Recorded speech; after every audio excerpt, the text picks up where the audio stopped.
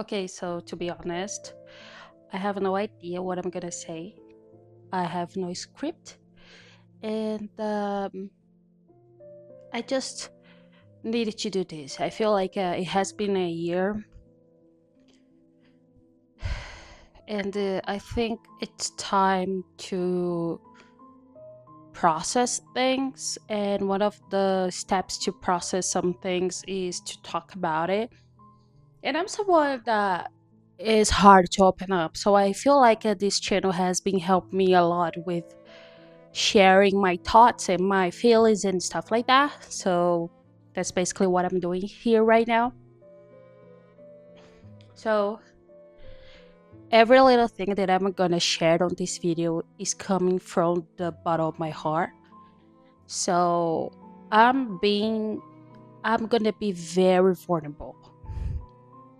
So it has been a year since my son passed, January 15, 2025 was the hardest day of my life.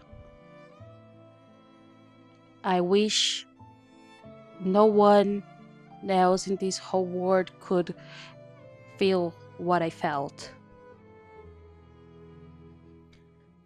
The a loss of a son, a loss of a daughter, a loss of a child is something that it breaks you in so many ways that I could never explain exactly how was that. To start, I don't have a lot of memories of that day or the weeks following it. I feel like I numb those days. I feel like the shock and the trauma was so big that my mind kind of blocked every match, every conversation, every feeling. Maybe I'm not sure, but it's empty. I feel like those days that I lived following the day that I lost my son become empty in certain ways. And the only thing that I remember, the I was praying so much. I was praying day by day, hour by hour, for God to give me the strength to go through this, to teach me how to live with the pain, because the pain is still here, and I don't believe that I will ever feel the same that I used to be again. It's just like that I'm still learning how to live with this pain and with the memory that has never existed, basically. And that sucks. I'm not gonna lie. That sucks a lot. And but I feel like some days is better than others. Yesterday, today is January 16. Yesterday was the anniversary, and I was feeling so empty. I was feeling so drowned. I was feeling depressed, sad. I don't know. And it's okay. It's okay. I cried. I cried with my husband. I cried in the shower. I cried in my bed. I cried driving. I almost cried at the gym. I cried when I was running. Yesterday I ran 7 miles with my dog, and there's something about running that makes us feel so emotional. Don't know the science behind it, but I feel like it definitely made me feel a little bit more. Besides of all these moments, these deep feelings, I am still grateful. I'm still grateful for the time that I care my son inside of me, and I could feel. I'm not gonna cry. I promise to myself, you're not gonna cry. You can do this. It's part of your process. I promised my son that I would do the best thing that I could. And those moments that I carry him, that I could feel him moving around inside of me and dancing, I used to say that he was dancing, partying inside of me. Those were so nice, was so magical, those movements. And even though the pregnancy phase, being pregnant is so hard, it's so hard. I wish I could be like those women that cared pregnancy, saying that that's the best thing that they're living, like being pregnant, the fact that being sick all the time and not having energy and all this stuff. It's hard. It's so hard for me. But I still would do 100%, 100 times more, 1,000 times, or 1,000,000 times more the same thing just to feel him again. Same way I was here as my angel. And I miss him so much. I'm not gonna cry. On this whole year, I learned so much. It was a slow year, especially with my work. I decided I'm not gonna pressure myself throughout this year with my work and stuff, but I learned to slow down. I was going like I was going so fast before I get pregnant. I was producing quantity, and I put the quality a little bit behind. And I feel like I'm ready to step up on my work and elevate my views. My views, not about views on like a social media, but my views on my experiences, basically. And I feel like that's what I've been missing my work, especially bring more value to my clients, the people that's my alums and stuff. Basically, that's why I create this podcast and stuff, because so I can actually be more in touch with my audience and build a community and be more vulnerable. That's a hard word.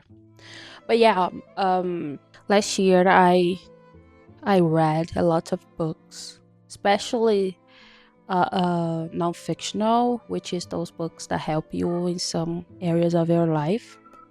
Stir chips. It's my cat. So, and this year I also want to read more books and actually work on my own book that I've been working on for a while. That I've been work for a while now, and actually make this happen somehow. I don't know yet. But yeah, one day with the loss of my son, I also could learn more about self self awareness. Storch, sai daí!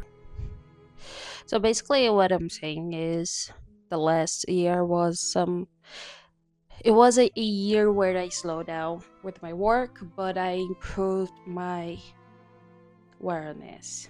I could say I tried to learn more about God and Jesus and spirituality. That's a hard work too. Hard word. And some ways I feel like this is gonna help me a lot with my work and stuff. Um, I don't know. Grief is something it's kind of funny because you expect to be feeling some ways in certain moments, and you're actually not feeling how you were supposed to. Like, I had moments that I was laughing and have a good time, and I kind of felt guilty to be laughing and having a good time. And I don't know, I feel like it just sucks. Life can be hard sometimes, and that's the reality.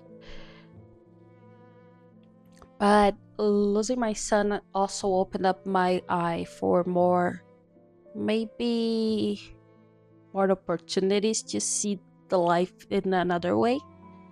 Like I used to think success happens for everyone but me. Like we see everybody having their success and stuff like that, and you feel like but why not me? Why it doesn't happen to me? But I feel like it actually does. It's all on my hands, and I'm my creator of my own life, and I have all in control. That's what I've been believing now, that I'm able to create anything I want. And all this uncertainty about my work and my vision and my art disappeared after I lost my son, and it gave me the perspective of building something real and touchable. So basically, if you would ask Mariana a year ago if she would ever create a podcast, she would laugh, to be honest. Not because she couldn't, but because talking to a camera can be a little bit hard. That's actually one of my most insecurity, is talking to the camera and be vulnerable and be, I don't know, share my thoughts maybe. I don't know. I spent my whole life here, not my whole life, but since I was kid, I always heard my teachers and my friends at school saying how weird I was. So I felt like I don't want people see my weirdness in internet. But you guess what? That's what makes me special, maybe. So I'm talking a lot of stuff here, and to be honest, I'm not sure if at this point everything makes sense, but I don't care.